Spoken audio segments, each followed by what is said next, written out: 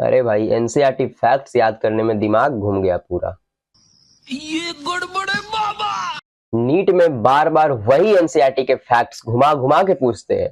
आज मैं आपको दिखाने वाला हूँ टॉप 20 एनसीईआरटी बायोलॉजी के वैसे फैक्ट्स जो 100% एग्जाम में आते ही हैं। अगर ये नहीं देखें तो अटेम्प्ट्स मिस हो जाएंगे। तो चलो स्टार्ट करते हैं हम लोग सबसे पहला फैक्ट से, जो कि हमारे पास ह्यूमन जीनोम प्रोजेक्ट से। Human genome project completed in human genome project कब कंप्लीट हुआ था? 2003 में हुआ था। उसके बाद हमारा लार्जेस्ट ग्लैंड कौन सा है हमारे पूरे बॉडी का? तो लीवर। नेक्स्ट, C4 साइकिल का साइट कहाँ है? C4 साइकिल कहाँ पे चलता है? तो बंडल स्थित सेल में चलता है। स्मॉलेस्ट WBC कौन सा होता है? तो लिम्फोसाइट होता है। WBC के 5 टाइप्स होते हैं, जिसमें से कि एक टाइप से हमारा लिम्फोसाइट, जो कि सबसे छोटा होता है WBC का।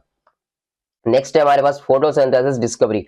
फोटोसिंथेसिस का डिस्कवरी किसने किया था? तो क्रिस्टले ने किया था। नेक्स्ट चलते हैं हम लोग माइटोकॉन्ड्रिया डीएनए। माइटोकॉन्ड्रिया का जो डीएनए होता है वो कैसा होता है? तो सर्कुलर होता है। उसके बाद अगर हम बात करें पल्स रेट का, तो पल्स रेट हमारा कैसा होता है? तो 72 पर मिनट इन ह्यूमंस। ह्यूमंस के अंदर 72 पर मिनट होता है। उसके बाद बात करते हैं कि सिकल सेल एनीमिया काउज करता है किस तरह का म्यूटेशन? तो sickle cell anaemia point mutation cause करता है। उसके बाद हम बात कर रहे हैं human genome total genes. Human genome में टोटल कितना जीन होता है? तो अप्रॉक्स 20,000 जीन होते हैं। Ovary of a flower form.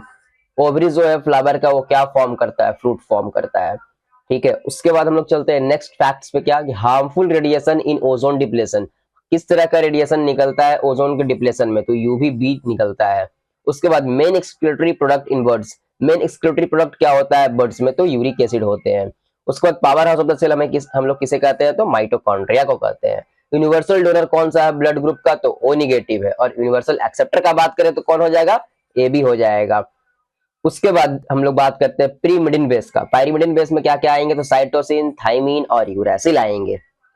उसके बाद हम लोग चलते हैं next, site of glycolysis. Glycolysis का साइट क्या होता है सारे ऑर्गेनिज्म में? तो साइटोप्लाज्म होता है।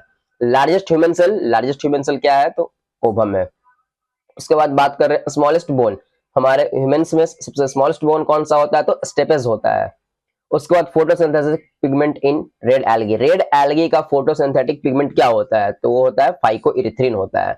उसके बाद हम लोग लास्ट आते हैं किस पे? लास्ट जो हमारा फैक्ट है वो है ह्यूमन जीनोम के बारे में। ह्यूमन जीनोम में कितने बिलियंस ऑफ बेस पेयर आए थे? तो टोटल 3.2 बिलियन बेस पेयर आए थे पूरे ह्यूमन के जीनोम में होते हैं। ठीक है। तो ये थे टॉप 20 एनसीईआरटी बायोलॉजी फैक्ट्स जो नीट के पेपर में घुस जाते हैं बिना इनवाइट किए हुए। अब अगर आप चाहते हो एग्जाम में फ्री हो के 20 से 30 नंबर, तो एकदम अभी जाओ और देख लो episode 7 most important NCERT diagram for NEET. Okay. और हाँ, चैनल को अभी सब्सक्राइब कर लो, वरना पता चला अगले अटेम्प्ट में भी तुम वही फैक्ट्स देख रहे हो।